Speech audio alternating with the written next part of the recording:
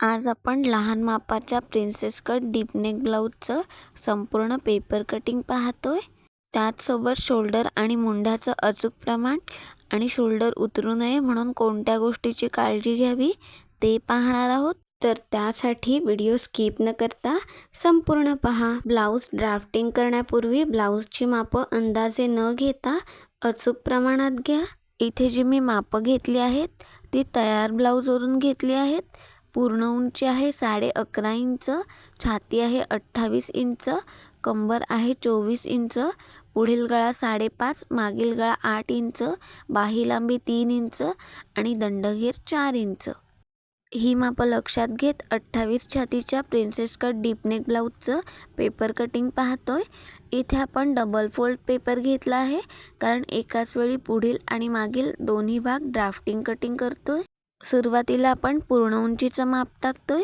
तर princess cut ब्लाऊजमध्ये शिलाई margin 1.5 inch घ्यायचं असतं. इथे आपल्या ब्लाऊजची पूर्ण उंची आहे 11.5 इंच. त्यामध्ये 1.5 इंच ॲड करून 13 इंचाला मार्क करून इथं सरळ रेषा ड्रॉ करून घेतोय. इथे आपण 1.5 इंच मार्जिन का घेतलं ते पुढे पाहणारच आहोत, त्यासाठी व्हिडिओ स्किप न करता पहा. त्यानंतर शोल्डरचं माप घ्यायचं आहे. शोल्डरचं माप घेत असताना नेहमी मागील गळ्यानुसार घ्यायचं आहे. डीप नेक ब्लाऊजमध्ये शोल्डरचं माप कमी का घेतो ते कालच्या व्हिडिओमध्ये सविस्तर पाहिलं. तो व्हिडिओ एकदा नक्की पहा, तुम्हाला शोल्डर मुंड्याचं माप घ्यायला सोपं जाईल. त्यानुसार आपण शोल्डर घेतोय 4.5 इंच. तिथूनच खालच्या साईडला मुंडा खोलीसाठी 5 इंचाला मार्क केलं.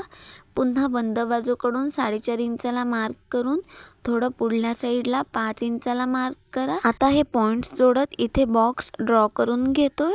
अशा पद्धतीने मार्क केल्याने मुंडा रेषा आणि छाती रेषा अगदी सरळ रेषेत येतात. त्यानंतर छाती रेषेवर छातीचा चौथा भाग आणि त्यामध्ये 1.5 इंच शिलाई मार्जिन. इथं शिलाई मार्जिन तुमच्या आवडीनुसार कमी जास्ती करू शकता. कमरेच्या रेषेवर कमरेचा चौथा भाग आणि त्यामध्ये 1.5 इंच शिलाई मार्जिन.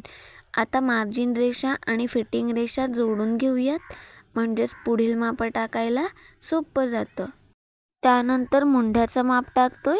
मध्यातून बाहेरच्या साईडला साईजनुसार मागील मुंड्यासाठी 1.25 इंचाला मार्क करा. तिथूनच अर्धा इंच आतल्या साईडला पुढील मुंड्यासाठी. त्यानंतर मुंडा लाईनचा मध्य काढून घेतोय. मध्यात मार्क करून फिटिंग लाईनच्या इथं 1/2 इंच खालच्या साईडला येत मागील मुंड्याचा शेप ड्रॉ करून घेतोय. फिटिंग लाईनच्या इथे 1/2 इंच खालच्या साईडला आल्याने मुंड्यामध्ये चुण्या येत नाहीत. त्याच पद्धतीने पुढील मुंड्याचा शेपसुद्धा ड्रॉ करून घेतला. आता गळारुंदीचं माप टाकतोय. ब्लाऊजच्या शोल्डरची साईज लहान आहे, त्याचसोबत हा डीप नेक ब्लाऊज आहे आणि आपण मागील गळ्याला नॉट लावणार आहोत. त्यानुसार गळारुंदीचं माप घेतोय 2 इंच. पुढील गळ्याची खोली आहे 5.5 इंच. त्यामध्ये अर्धा इंच शिवण्यात असं 6 इंचाला मार्क करून पुन्हा बंद बाजूकडून 2 इंचाला मार्क करून हे पॉईंट्स जोडत इथे हा बॉक्स ड्रॉ करून घेतोय. प्रिन्सेस कट ब्लाऊजमध्ये पुढील गळ्यासाठी तुमच्या आवडीनुसार कोणत्याही गळ्याचा शेप घेऊ शकता. इथे आपण पंचकोनी गळ्याचा शेप ड्रॉ करतोय. त्यासाठी खालच्या साईडने वरच्या साईडला 1.5 इंचाला मार्क करून साधारण 1/2 इंच इतपत बाहेरच्या साईडला येत अशी क्रॉस रेषा ड्रॉ करून घेतली. आता हा पॉईंट तिरक्या आकारात पुढे शोल्डरमध्ये जोडून घ्यायचा आहे.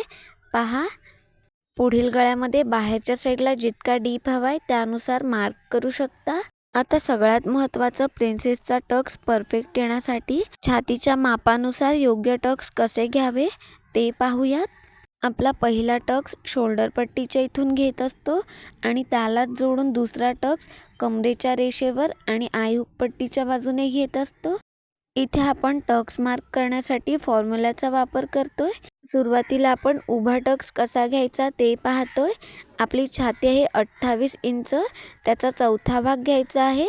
तर चौथा भाग येतो 7 इंच. तर टक्स मार्क करण्यासाठी कंपल्सरी 1 इंच ॲड करायचा आहे. तर इथे आपलं एकूण अंतर आलं 8 इंच. तर उभा टक्स मार्क करण्यासाठी हे परफेक्ट माप आहे. आता टक्स मार्क करण्यासाठी शोल्डर पट्टीच्या इथून खालच्या साईडला सरळ टेप ठेवून घ्या. इथे पहा मापानुसार उभा टक्सचं अंतर आलं होतं 8 इंच, तर शोल्डर पट्टीच्या इथे अर्धा इंच शिवण्यात लागणार आहे, म्हणून इथे आपण 8.5 इंच घेतोय. आता त्यालाच जोडून आडवा टक्स कसा घ्यावा ते पाहूयात. त्यासाठी आपण फॉर्म्युलाचा वापर करतोय. इथे पाहताय आपली छाती आहे 28 इंच, त्याचा 10वा भाग घ्यायचा आहे, जो येतो 2.8 इंच. इथे आपल्या जे 10व्या भागाचं अंतर आलंय त्यामध्ये 1/2 इंच ॲड करायचं आहे, कारण आपल्याला आयुक पट्टी जोडण्यासाठी 1/2 इंच मार्जिन लागणार आहे. ते आपण आडव्या टक्समध्ये वाढवून घेतो. अशा पद्धतीने इथे आपण एकूण अंतर घेतोय 3 इंच. तर कमरेच्या रेषेवर 3 इंचाला मार्क करून घ्या. त्यानंतर जिथे आपण 8.5 इंचाला मार्क केलंय तिथे आपल्याला 3 इंचाला मार्क करून आणि वरच्या साईडने 8.5 इंचाला मार्क करून हा पॉईंट ड्रॉ करून घ्यायचा आहे. प्रिन्सेसचा शेप परफेक्ट येण्यासाठी आपला जो मधला पॉईंट आहे तो परफेक्ट येणं फार महत्त्वाचं आहे. इथे आपण बॉक्स तयार करून घेतला आहे, म्हणजेच तुमच्या सहज लक्षात येईल. इथे आपण आडवा आणि उभा टक्स अगदी मापानुसार परफेक्ट ड्रॉ करून घेतला. आता कमरेवरचा प्रिन्सेसचा जो मेन टक्स येतो तो कसा मार्क करावा ते पाहूया. ब्लाऊजच्या मापामध्ये कंबर आणि छातीमधलं अंतर हे 6 इंचापेक्षा कमी आहे. त्यानुसार आपण हा टक्स 1.25 इंचाचा घेतो. जेव्हा आपलं अंतर वाढत असतं तेव्हा आपण ह्या टक्सची रुंदी वाढवत असतो. तर इथे आपण 1.25 इंचाला मार्क करून घेतलं. टक्स ड्रॉ करण्यापूर्वी महत्त्वाची गोष्ट लक्षात घ्या, आपल्या छातीच्या खालून कमरेपर्यंतचं अंतर हे सरळ असतं, म्हणून कमरेच्या वरच्या साईडला साधारण 1.25 इंच इतपत अंतरावर पुन्हा 1.25 इंचाला मार्क करून घेतलं. आता तिथेपर्यंत सरळ रेषा ड्रॉ करून घेतोय. इथे सरळ रेषेत अंतर घेतल्यामुळे ब्लाऊज फिटिंगला छान बसतो. हा आपला लहान मापाचा प्रिन्सेस कट ब्लाऊज आहे. त्यानुसार प्रिन्सेसचा शेप मुंढ्यामध्ये जोडून घ्यायचा आहे. सुरुवातीला आपण डॉटेड लाईनमध्ये प्रिन्सेसचा शेप मुंढ्यामध्ये जोडून घेतोय. जेव्हा आपण नवीन शिकत असतो तेव्हा आपल्याला शेप द्यायला कठीण जातं, त्यामुळे डॉटेड लाईनमध्ये द्या, शेप अगदी परफेक्ट येतो. त्यानंतर अशा पद्धतीने मार्क करत इथे आपण प्रिन्सेसचा शेप ड्रॉ करून घेतला. जेव्हा तुम्हाला शेप परफेक्ट वाटेल तेव्हाच हा शेप डार्क करून घ्या. इथे पाहताय आपला प्रिन्सेसचा शेप अगदी परफेक्ट आला आहे. आता सगळ्यात महत्त्वाची गोष्ट, कमरेवर जो आपण 1.25 इंचाचा टक्स घेतला आहे तो आपल्याला पुढे वाढवून घ्यायचा आहे. हे टक्सचं अंतर पुढल्या साईडला वाढवायला विसरायचं नाही, नाहीतर मग आपला ब्लाऊज शिवण्यात कमी येतो. आता हा पॉईंट आपण पुढे मुंढ्यामध्ये जोडून घेतोय. त्यानंतर पुढील भागाचे साईड पार्ट जेव्हा आपण कापडावर शिलाई करत असतो तेव्हा आपल्याला प्रिन्सेस कट ब्लाऊजमध्ये मार्जिन वाढवून घ्यायचं असतं. कटिंग करते वेळेस पेपरवर सुद्धा वाढवून घेऊ शकता, पण बऱ्याच वेळा आपण विसरून जातो, त्यामुळे तसं न करता इथे आपण डायरेक्ट पेपरवरच वाढवून घेतोय.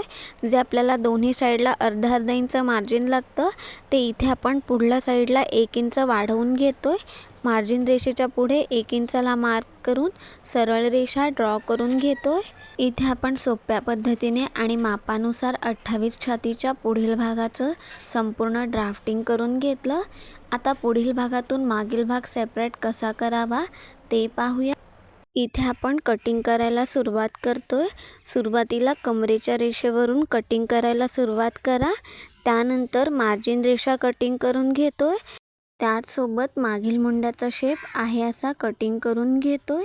आता दोन्ही पार्ट सेपरेट करून घेतोय. इथे आपण सुरुवातीला मागील भाग घेतोय. मागील भागात काही बदल करून घ्यायचे आहेत. सुरुवातीला उंची टाकत असताना जे आपण 1.5 इंच मार्जिन घेतलं, तर मागील भागाची शिलाई करण्यासाठी फक्त 1 इंच मार्जिन लागतं, त्यामुळे जे अर्धा इंच एक्स्ट्रा आहे ते आपण मागील भागातून कटिंग करून घेतोय. खालच्या साईडने अर्धा इंचाला मार्क करून तिथं सरळ रेषा ड्रॉ करून घ्या. त्यानंतर छातीच्या भागावर छातीचा चौथा भाग आणि त्यामध्ये 1.5 इंच शिलाई मार्जिन.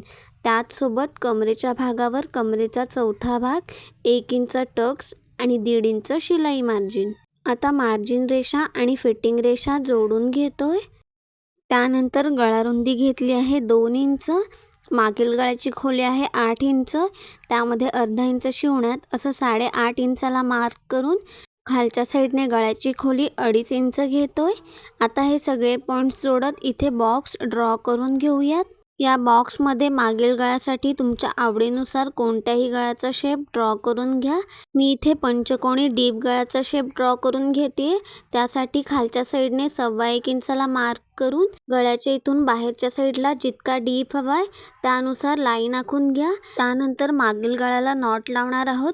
त्यासाठी 2.25 इंचाला मार्क करून घेतोय. आता जो खालच्या साईडचा पॉईंट आहे तो गळ्याच्या बाजूने अशा पद्धतीने क्रॉस आकारात जोडून घ्या. आता मागील भागातील जे एक्स्ट्राचं पेपर आहे ते कटिंग करून घेऊयात. या व्हिडिओसोबतच कटोरी ब्लाऊजचे पेपर कटिंग, त्याचसोबत डबल कटोरी ब्लाऊजचे पेपर कटिंग, तसेच 4 टक्स, प्रिन्सेस कट आणि असे बरेचसे व्हिडिओज आहेत, ते सुद्धा नक्की पहा. आणि चॅनलवर नवीन असाल तर चॅनलला लाईक करा, शेअर करा आणि सबस्क्राईब करा. इथे आपण 28 छातीचा प्रिन्सेस कटचा मागील भाग तयार करून घेतला. आता हा बाजूला ठेवून पुढील भाग घेतोय. पुढील भाग कटिंग करण्यापूर्वी फिटिंग लाईनच्या बाजूने अर्धा इंचाला मार्क करायचा आहे. कारण आपण पुढील भागात 1.5 इंच मार्जिन घेतलं होतं, तर इथं मागील भाग ठेवून पाहूया. आपली फिटिंग रेषा सरळ येण्यासाठी इथे आपण पुढील भागाच्या मार्जिन पार्टमधून अर्धा इंच मायनस करून घेणार आहोत. तेव्हाच आपली फिटिंग ही सरळ रेषेत येईल, नाहीतर मग मुंड्यामध्ये चुण्या येतील. आता इथून टक्सपर्यंत अशी क्रॉस रेषा ड्रॉ करून घ्या. आता हे एक्स्ट्राचं पेपर कटिंग करून पुढील साईड पार्ट सेपरेट करून घेतोय. आता आपण पुढील मुंड्याचा शेप आहे असा कटिंग करून घेतोय. त्यानंतर पुढील गळ्याचा शेप कटिंग करून घ्या. त्यानंतरच दोन्ही साईड पार्ट सेपरेट करून घेतोय. पेपरच्या ड्राफ्टिंगसोबत ते कटिंग करणंसुद्धा फार महत्त्वाचं आहे. त्यानंतर टक्सचा जो एक्स्ट्रा पेपर आहे तो सुद्धा कटिंग करून घ्या. ह्या पॅटर्नपासून ब्लाऊज शिवते वेळेस कोणताही बदल न करता आहे असे कापडावर ठेवून कटिंग करून घ्या. आता हे बाजूला ठेवून बाहीचं कटिंग पाहतोय. इथे मध्यात फोल्ड करून हा पेपर घेतला आहे. समोरच्या साईडला याची ओपन बाजू आहे. आपल्या बाहीची पूर्ण उंची आहे 4 इंच. त्यामध्ये 1 इंच ॲड करून इथं 5 इंचाला मार्क करून घेतोय. ही अस्तरची बाही आहे म्हणून इथे मी 1 इंच मार्जिन घेतला आहे. जर बिना अस्तरची बाही असेल तर 1.5 इंच मार्जिन घ्या. खालच्या साईडने वरच्या साईडला 5 इंचाला मार्क करून सरळ रेषा ड्रॉ करून घेतली. त्यानंतर बाहीसाठी घडी घेत असताना छातीनुसार घ्यायची.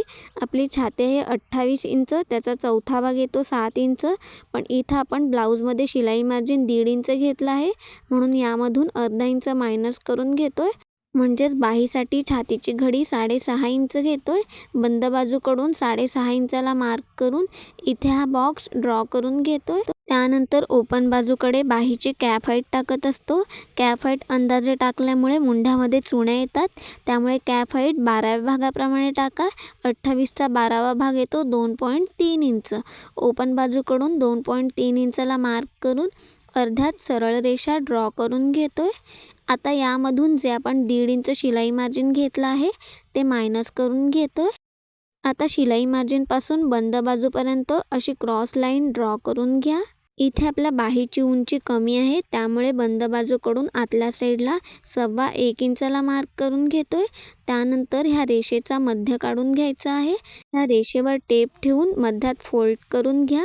मध्यात मार्क करून घ्यायचा आहे. आता जिथे आपण मध्य काढला आहे तिथे वरच्या साईडला अर्धा इंचाला मार्क करून हे दोन्ही पॉईंट्स जोडत मागील मुंड्याचा शेप ड्रॉ करून घेतोय. पुन्हा मध्यातून फिटिंग लाईनपर्यंतचा मध्य काढून घ्यायचा आहे. टेप अशा पद्धतीने ठेवून मध्यात फोल्ड करून घ्या. आता जिथं आपण मध्य काढला आहे तिथे खालच्या साईडला 1/2 इंचाला मार्क करून हे तिन्ही पॉईंट्स जोडत पुढील मुंड्याचा शेप ड्रॉ करून घेतोय. अशा पद्धतीने शेप दिल्याने बाही फिटिंगला छान बसते. त्यानंतर बॉटमला दंडघेराचं माप टाका. त्यामध्ये 1.5 इंच शिलाई मार्जिन. इथे मार्जिन रेषा आणि फिटिंग रेषा जोडून घेतोय. इथे आपण छातीच्या मापानुसार 28 छातीच्या बाहीचं संपूर्ण ड्राफ्टिंग करून घेतलं. आता कटिंग करून घेतोय. सुरुवातीला मागील मुंड्याचा शेप आहे असा कटिंग करून घेतोय. त्यानंतरच बाही ओपन करून पुढील मुंड्याचा शेप आहे असा कटिंग करून घ्या. इथे आपल्या 28 छातीच्या डीपनेक ब्लाऊजचं संपूर्ण ड्राफ्टिंग आणि कटिंग झालं आहे.